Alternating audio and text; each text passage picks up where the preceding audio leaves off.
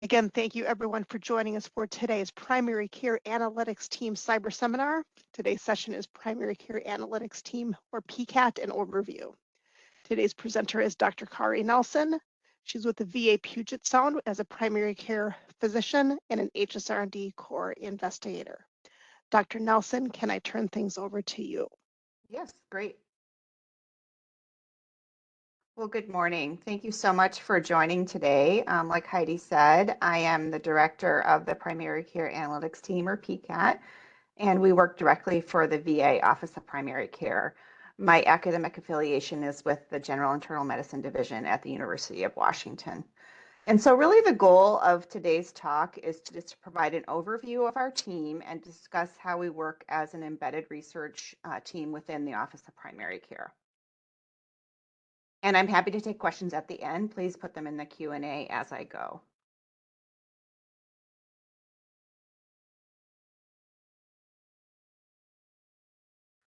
So the objectives for today's talk are listed on this slide. I'm going to review a little bit of VA's past efforts in primary care and operations with an evaluation efforts that led to the development of PCAT.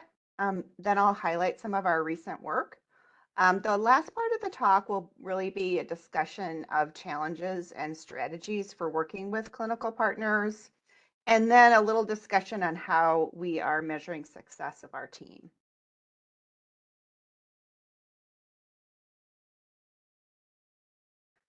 So primary care in the VA has really evolved, and I'm just going to kind of review some clinical operations and evaluation efforts that has led up to the development of PCAT.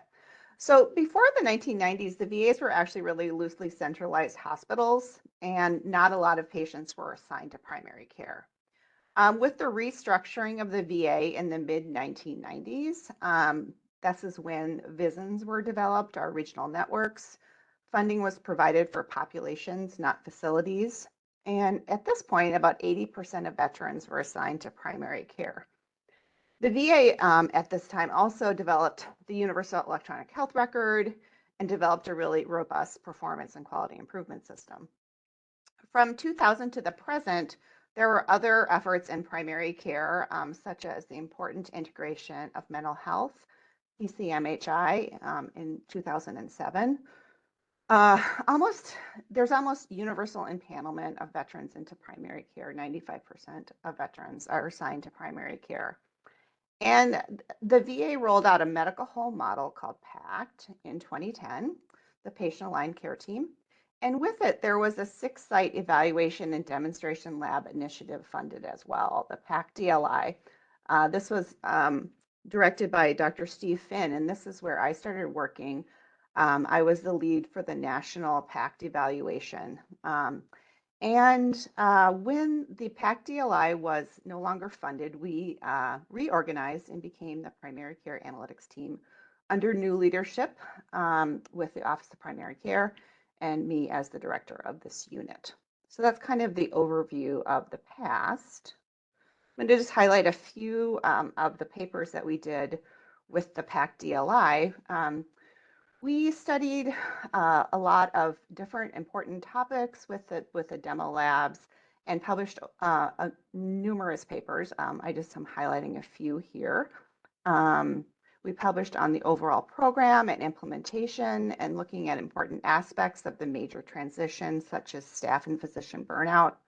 I was the lead investigator on this paper that won the Paper of the Year award in 2015, looking at variation in implementation of the medical home across the system. We noted that clinics that had higher PACT implementation had higher patient satisfaction, lower burnout, higher proportion of veterans meeting clinical quality criteria, and lower emergency room use. So this effort really had a great impact on our ability to organize and had a great analytic team from the PACT demo labs that we were able to reorganize into PCAT. So we restructured as really an embedded research team in 2018, and we operate within this framework of a learning health system.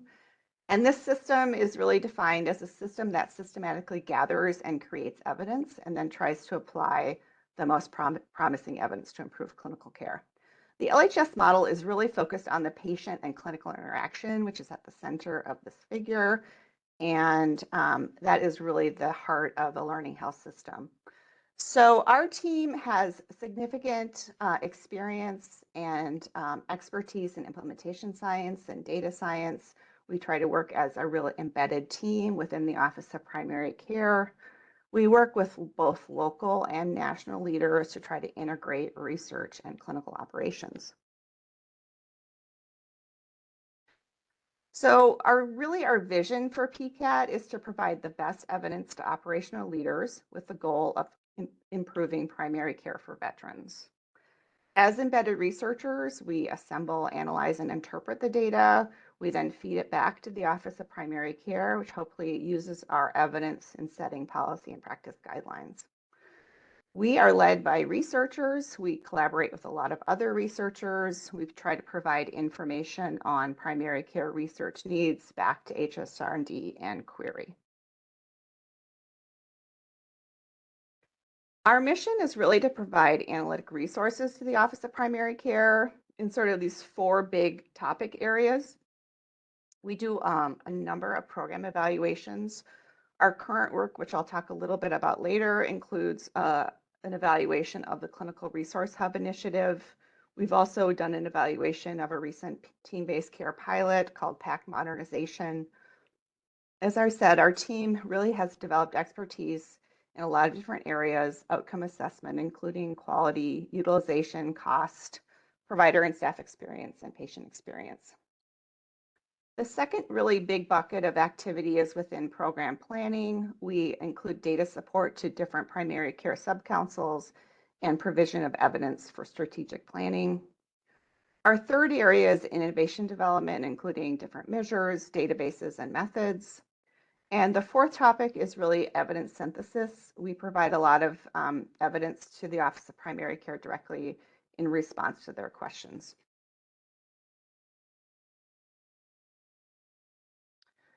So we try to execute analyses within the strategic priority areas of the Office of Primary Care. The current priority areas are listed here, and they include fidelity to the PACT model, or the patient-centered medical home model. Recent work has included work on panel sizes, team staffing, and productivity, and I'll talk a little bit about that later. The second topic area is care of high-risk patients. And I'll review a little bit more about our high-risk investigator network. We work in conjunction with Query, and our high-risk subgroup has various projects around phenotyping high-risk patients and pilot testing care tools. Our third topic area is in the area of virtual health, or virtual care, excuse me.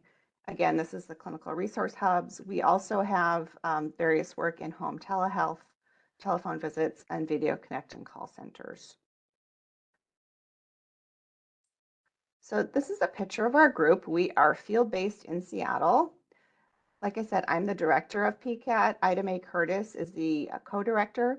Dr. Ashok Reddy is our associate director, and Elena Mori is the administrative lead. We have numerous program managers, statisticians, data analysts, and data scientists, in addition to an excellent administrative staff. We collaborate widely with other investigators at other facilities. Each circle in this figure represents a different HSR&D investigator at different sites indicated by the colors listed on the slide, and the lines represent a collaborative interaction in the past 5 years, including grants, query grants, operation projects, and publications.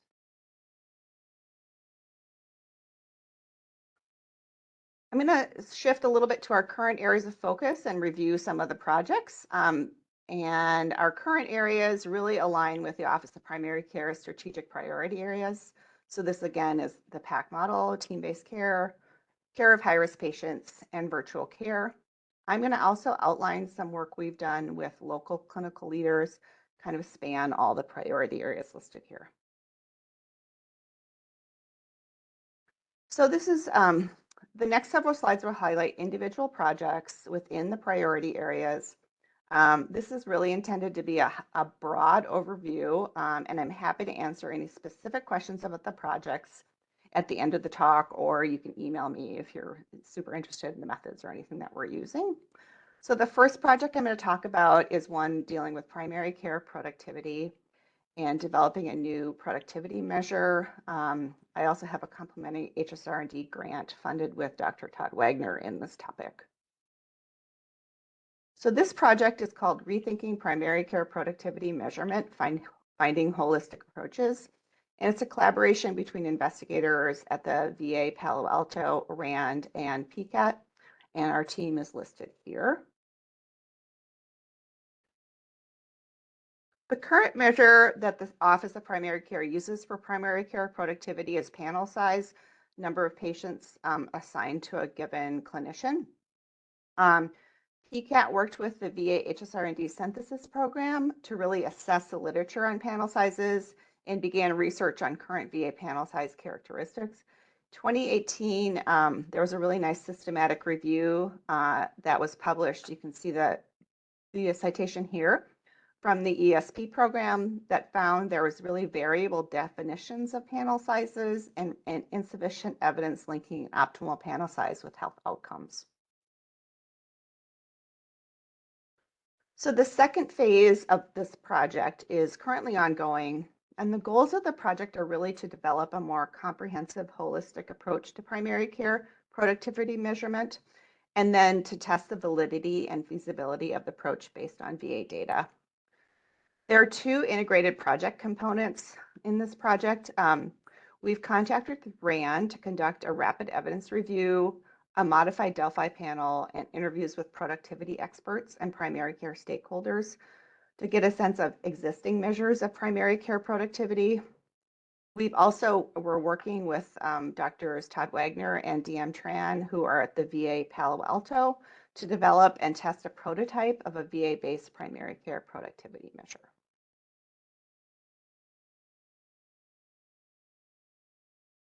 Our first systematic review and stakeholder panel included patients, clinicians, managers, and economists. And the link to the report here is listed on the bottom of the slide here. The panel resulted in 4 principles for productivity measurement, and these are listed here. The first principle is that the productivity measurement should be calculated at the primary care practice level across the practice clinicians, teams, and patients. It should account for investments in the interprofessional clinical teams as an input. It should incorporate quality of care as part of the product that we're trying to produce as an output. And it should account for the context, especially patient population complexity.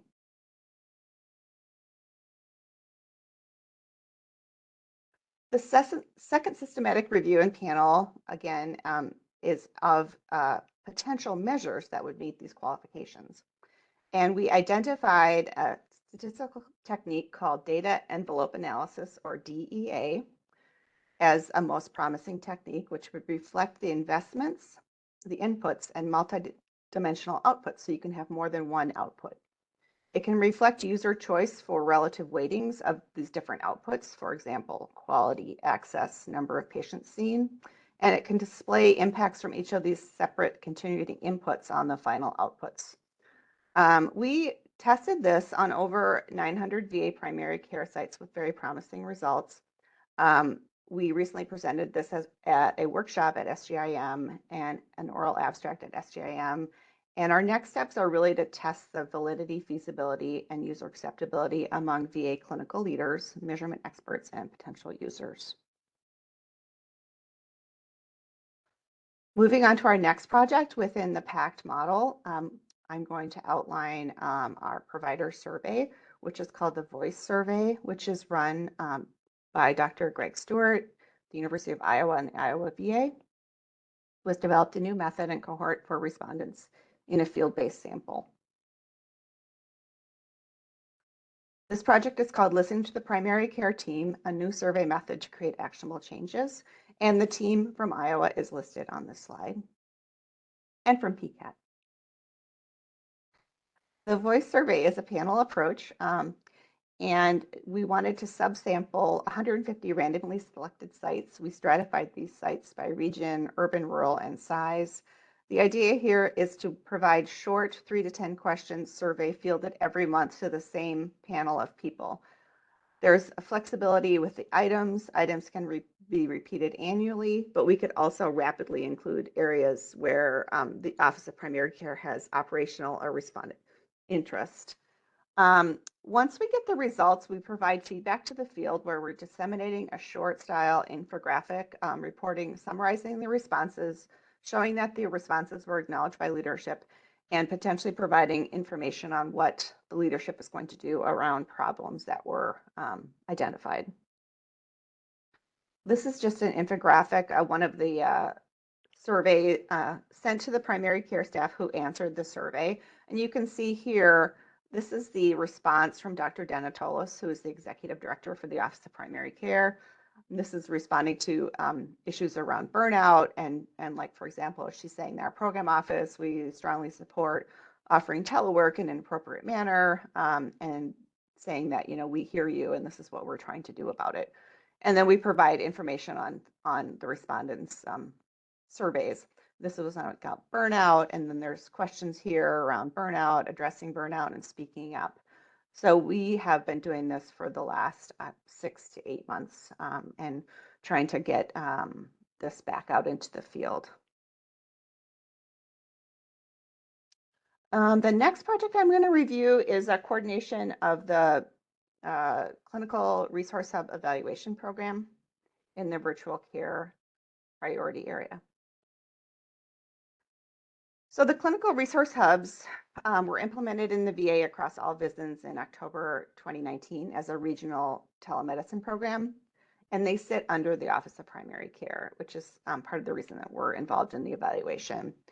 Initially, they're focused on rural and under-resourced clinics to provide primary care and mental health, and now have expanded to other specialty services. They use a hub and spoke model to address contingency staffing needs within different clinics, and they offer virtual phone and video and in-person options.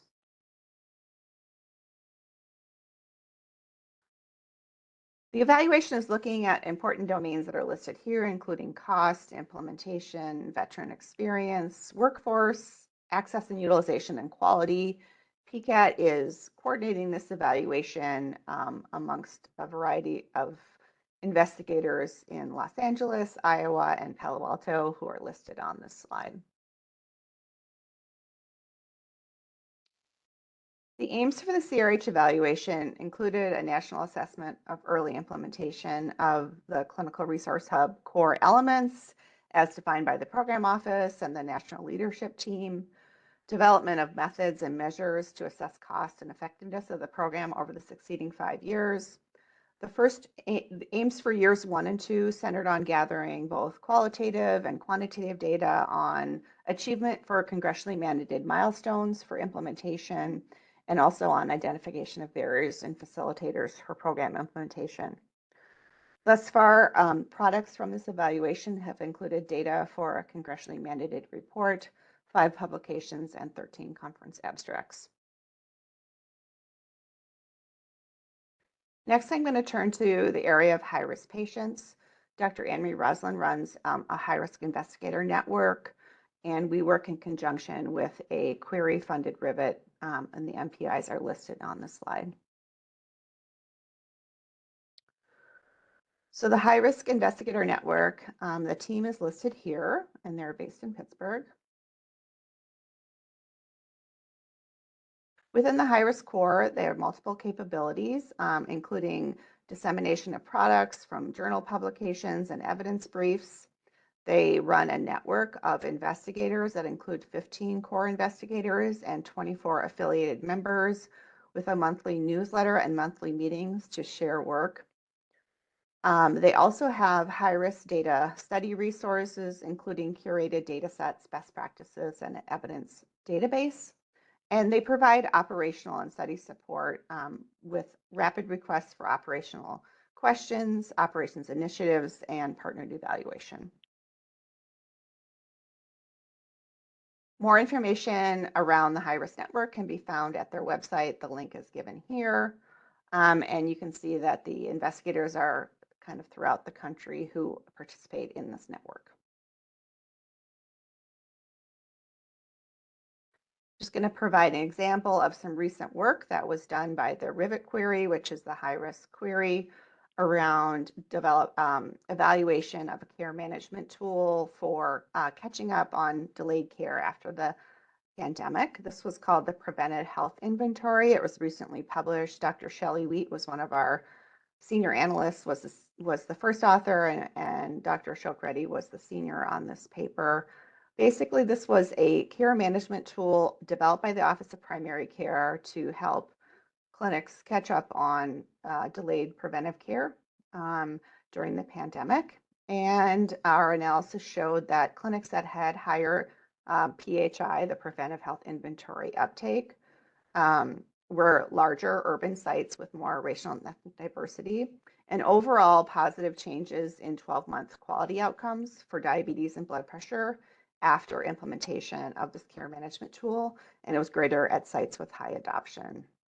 And this finding really showed that the proactive care management intervention in primary care can improve the quality of chronic disease care disrupted by the pandemic. This was presented also at the HSR&D National Meeting, and it was briefed to senior leadership.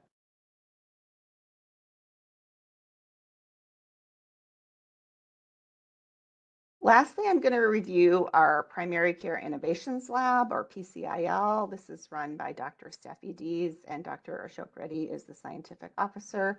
And this is a local QI randomized testing project. So the team for PCIL is listed on this slide. We are all based in Seattle. The idea here is we created PCIL to partner with our local operations teams to support randomized QI projects through design and evaluation to improve primary care for veterans. This is a partnership between PCAT, HSR&D, and our local general medicine service here in Seattle. This was launched in 2020. You can see the leadership again is listed here. The analytic and program support is provided by PCAT. We also have amazing operational partners in our general medicine service, Drs. Anders Chen, Lauren Best, Chris Vandermarker, and John Geyer. And we try to rigorously evaluate operational and quality improvement efforts in primary care. The idea here is that we're focusing on high priority local operational and QI work. Recently, in the last 2 years, we've worked on different projects, including one around COVID-19 vaccine appointment scheduling, and another around supporting a mailed fit program reminder, which is a colon cancer screening program. For the colon cancer screening program, we tested different reminders for getting these kits to be sent back. One of them was a vet text where the person got a text saying, please send in your kit, or an automated telephone reminder. And we did find that both of these mechanisms actually increased the fit kit return by 10% among average risk veterans. We've recently started publishing on this work, and Dr. Deed's citation is listed here.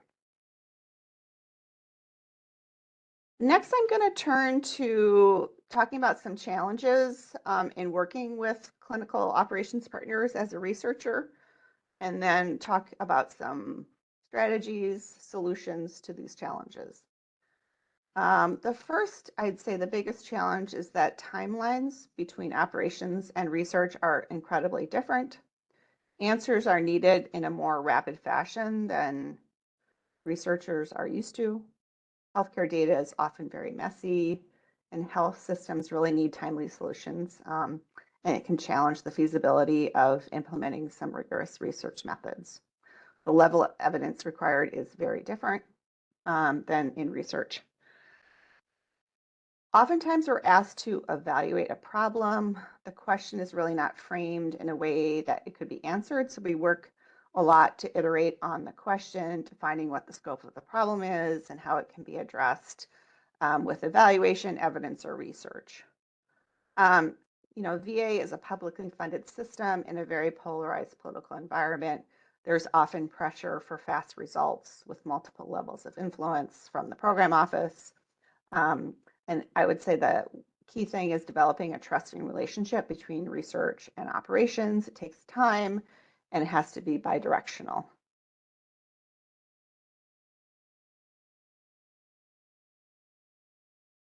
So given these challenges, our group and others have developed some strategies for working with operational leaders. We personally have ongoing, frequent bidirectional contact between our team and the Office of Primary Care. We have a monthly huddle between ourselves and leadership in the Office of Primary Care. In addition, our team is integrated into the National Primary Care Governance Structure, which is a series of councils that report back up to the Office of Primary Care around different policy and planning issues. We try as much as we can to integrate our team into the development of any new primary care initiatives, both local and national. This is usually in the form of providing evidence or being subject matter experts.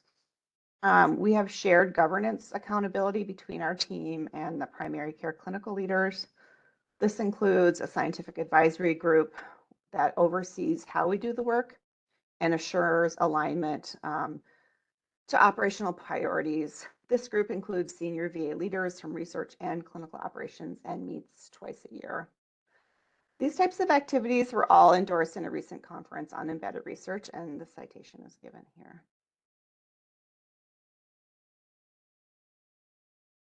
Some other strategies that we've found successful is developing a mechanism to share results, which I'll show in the next slide.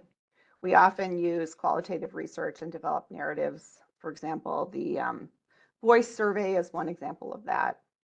I mean, in the face of funding uncertainties, especially as we were developing after the PACT demo labs were not funded, we tried to capitalize on opportunities on how to show value to the organization, such as becoming involved in more evaluation work.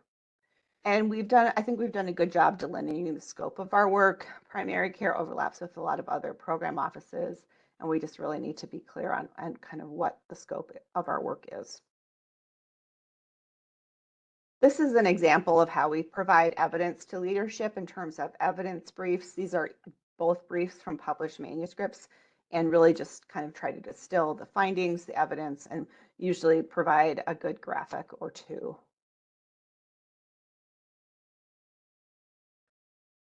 I think a lot about how we're measuring success of our team because we're newer. So these are kind of the ways that we think about measuring success. We want to influence policy and guide practice with a focusing on primary care delivery to veterans. So that's kind of our main one. We want to provide value to the organization through program evaluation. We want to publish in peer-reviewed journals and share knowledge and enhance organizational reputation. And also, part of our goal is to train and advance junior faculty and investigators.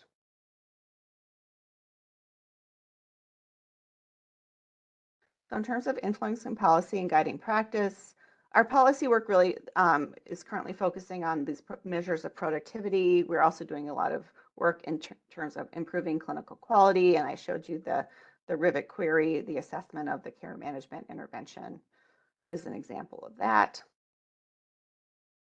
Providing value through program evaluation. We are leading the Clinical Resource Hub program evaluation.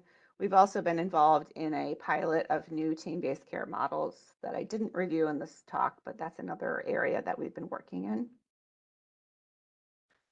We publish in peer-reviewed journals and hopefully share knowledge and enhance organizational reputation. Here are some highlights of our recent publications. The last one in New England Journal Catalyst around the COVID vaccine program locally, we were really able to develop this pretty quickly to produce data on vaccination rates because of our close collaboration with local operations and our data capabilities in PCAT.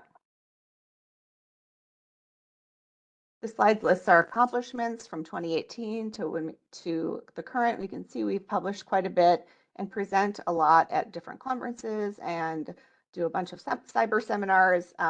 We really have a lot of rapid responses to the Office of Primary Care, almost 150. And PCAT itself has mentored 13 junior faculty and fellows. If we count all our affiliated investigators, the number is 45.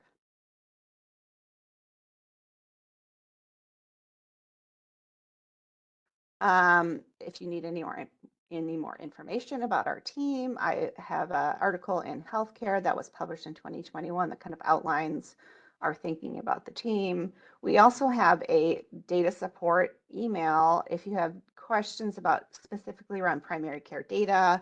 Our analysts are really great about answering questions. We have a really lovely SharePoint, and then also the high-risk SharePoint is listed here. Thank you for your attention, and I'm happy to answer any questions, and you can also send me any questions at the email listed here. Fantastic. Thank you so much. We do have a couple pending questions here, but for the audience, we do have plenty of time for questions. If you do have a question, please use that Q&A screen that's in the lower right-hand corner of your screen to send those in. We'll start with what we have here. Wondering how we identify high-risk NOSOS, CAN or something else. I know CAN is in the VA, but not really that helpful. Oh, interesting. Interesting editorial comment about not being helpful. So the high-risk investigators have used CAN scores, which for people who are not sure what that is, it's basically a risk prediction model that predicts mortality and rehospitalization at different intervals. And it's produced for all primary care patients. So as a primary care physician, I can go into a CAN report and see all my patients listed and what their CAN score is and what kind of services they have gotten. So some of the care management tools are being developed around patients with high CAN scores, defined variously as greater than 80 or greater than 90 is kind of the cutoffs. NOSOS is a risk stratification score. I'm not sure if I'm saying that right. I have not worked with it as much. It's based on the HCC CMS conditions. It predicts costs in the VA. I have not used it as much, so I can't really comment on that. It's more of a risk adjuster in my view. I have done some work, and whoever asked this question, I'm happy to provide we did a study of provider physician input around if they use CAN score and what are the problems with CAN score. And basically, the people who responded to the survey said, yes, CAN scores, when I look at my CAN report, it makes sense to me. The high-risk patients that you've identified, that seems right to me. The problem is that I don't really know what to do about it in some cases. And so the high-risk group has really tried to work on creating subgroups within high-risk patients. So there's more clinical actionable steps that you could potentially take. And that's what Anne-Marie Roslin and her group are developing now, is a care management tool with these subgroups. So there's actual clinical steps that you would take, not just knowing someone is high risk, but what are you going to do about it? And so we're doing a lot of work in that area. Happy to answer any follow-up questions about that. Great, thank you. The next question that we have here, would also love to hear about some of the findings regarding PACT size and productivity metrics. Size, meaning panel size? Can you say more about what your question is? I don't know if I'm understanding that one. Yes, panel size. So what's the connection between panel size and productivity? Is that the question? I'm sorry, I can't see the questions. It's tough. I'm waiting for them to follow up. So I'll just start talking about how the Office of Primary Care views productivity. So panel size is currently the measure of productivity for the Office of Primary Care in the VA. So there is no, that is how panel size is viewed. The issue with other measures of productivity, such as like what's used in the industry, RVUs, is that it really incentivizes behaviors that might not actually improve health, such as seeing people more often and doing procedures to them. So we've really pushed back on using RVUs in primary care and panel sizes used as the measure of productivity. But because, like I said in my slides around productivity, panel size is not perfect, and it's hard to link it to health outcomes. So the work we're doing is really trying to make a more holistic productivity measure that takes into account the things that we want to produce, which is high quality care, good access, and we don't want people to see no patients. We want them to see a good sized panel, but we want to take into account all those different factors. And that's what we're trying to do with the current work right now. And I hope that answered the question. If not, please put more in there.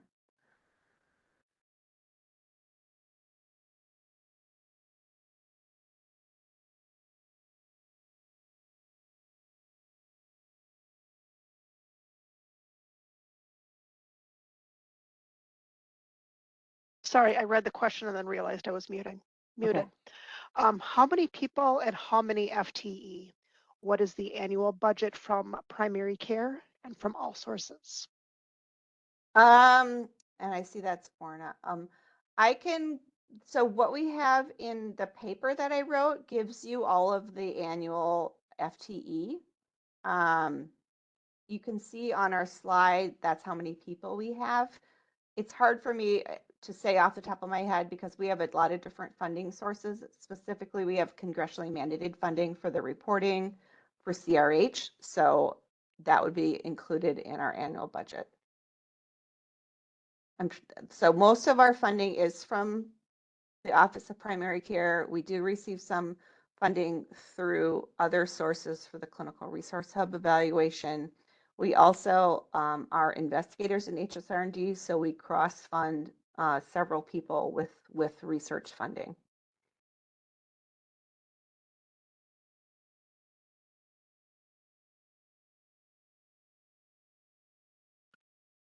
Great, thank you. Next question here.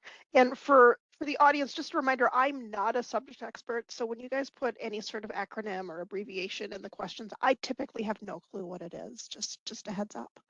I was just in a business fundamentals course and was told that CAN is compared to other PTs on provider panel. That was just a comment about the CAN question earlier. That makes it less useful. Yeah.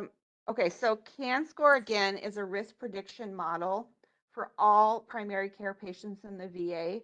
So I guess, yes, it includes all patients. And so it kind of, gives a prediction based on all of the data available.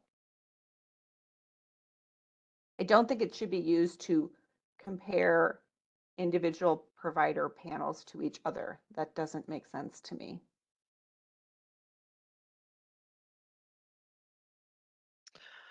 Okay, next. How do we inform facility and VISN leadership that the number of veterans seen daily is not the key definition of productivity for PACT providers? Yeah, I mean, that is one of the Office of Primary Care's main messages to facility and VISN leadership around productivity is that the panel sizes should really be viewed as the productivity measure for primary care. And whoever wrote this question, if you email me, I'm happy to provide you with leadership and what they have, messaged to the field and facility leadership.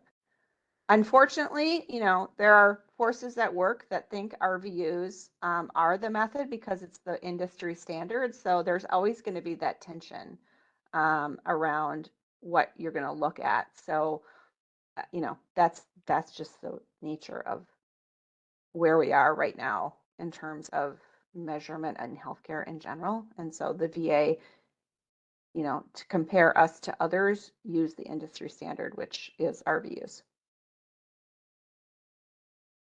Great, thank you. Next question here. Have you looked at the impact of care coordination on hospitalizations and ED visits? So the work that I know of around care coordination is we included care coordination as one of the measures of the PACT implementation, and it was associated with the paper that I showed from 2015. The more recent work in care coordination, I would have you look up Donna Zollman, who has done some work around care coordination and hospitalizations. And again, if you email me, I can provide you with those references. Great, thank you. The next question here, is the data accessible for the facilities, and is the data housed and retrievable? I'm assuming you're talking about PCAT data, the data that we use. So I'll just answer it as if that was the question, and then if it's not, please put another follow-up into. So if you have questions about our data, that PCAT email that I provided would be the best place to start. We use corporate data warehouse data for the most part. So our group is very, we believe that we should actually share with others. So if you have questions or anything you want to know about the data, please email that group. The only data that I would say we probably can't share easily because of data use agreements is we use Medicare data. There's a whole host of rules around Medicare data. So that would be the only caveat, I believe. There are other data use agreements within groups in the VA. For example, we use SHEP data, and that requires, data use agreements. But I would say start with emailing your question about what you would specifically want to use. In terms of can the facilities see it? So the facilities, for the most part, use operational dashboards from VSSC. We sometimes use that data. We often go to CDW for the source data for those kinds of questions. Great, thank you. The next question here. Sounds like CRH evaluation is in its third year. Yes. Any preliminary findings of costs, effectiveness, and quality related to CRH program? So yeah, so the implementation work showed that the program was pretty much implemented fairly well across all divisions. And we are working on the cost data, the quality data. We just started looking at that and looks very comparable across CRH versus non-CRH sites for primary care quality. The mental health team is working on mental health quality, and I don't have any results on that yet. And again, if you're interested in more results, we have a whole slide doc of findings. You could email the analyst team or myself. Thank you. Next question here. Question pertaining to the productivity measurement strategy. It seems a critical consideration for productivity is the balance of work demands versus available work capacity, i.e., if we are being more productive at the cost of burning out providers, we are being counterproductive. Is provider workload being factored into the productivity measures? Yes, we are really, really aware of that tension for sure. So what we are trying to do with this new productivity measure is take all the FTEs from the team level as the inputs, and the outputs are quality, access, number of patients seen. So yes, we are trying to factor all those things in to make more of a holistic measure of productivity. I hope that answered the question.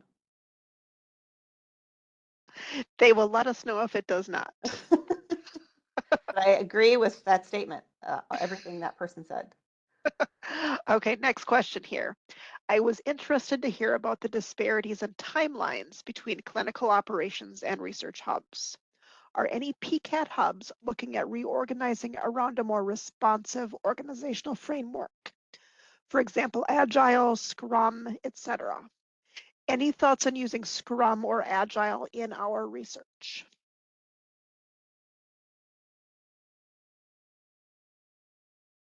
Wow, I don't know if I know what that means even. So I think what you're saying is that the timelines for research and operations are completely different, which is what I have brought to the group. In that operational leaders are charged with changing systems and they need answers. And oftentimes you can't tell them, well, I'm going to do a study and I'll tell you in 3 years what that response is. So it's a matter of figuring out what the evidence is. If we have any evidence, can we provide any data to the leaders when they have a question? And it's often like by the end of the week. It's not waiting for a study to be done. So the products or the things you talked about, I'm not really sure I know what those are. So if you could put something more in the chat about what that is, I would be really appreciative. Thanks.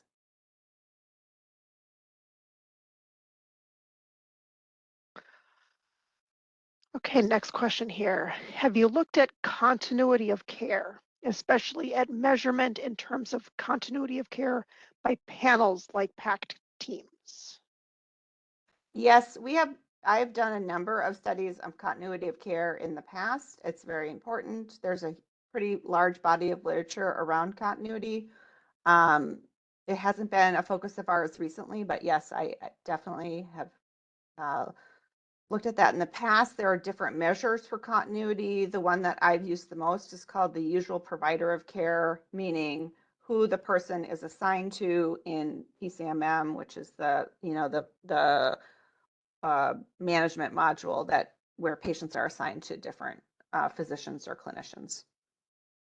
So yes, we have looked at that fair bit in the past. And again, if you're interested in any further citations or papers, I'm happy to send those to you.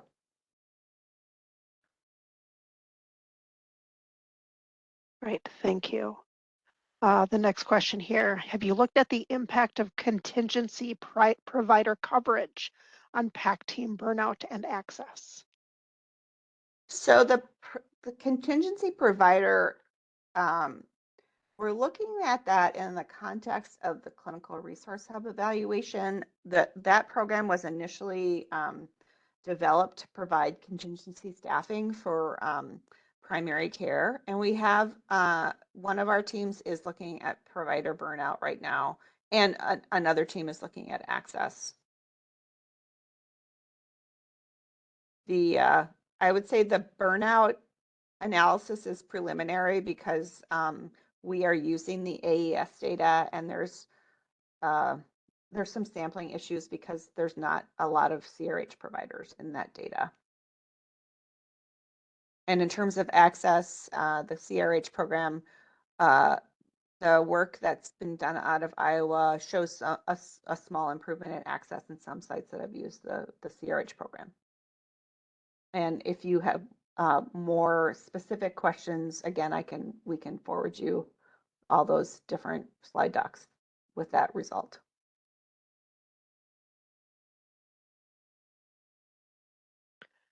Great, thank you.